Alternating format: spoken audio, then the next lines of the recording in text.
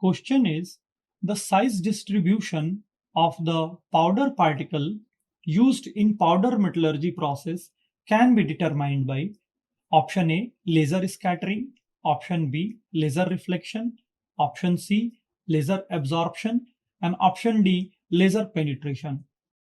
So in this question they have asked about the side distribution of the powder particles in powder metallurgy. So it can be determined by laser scattering basically. So in this question option A will be the correct answer.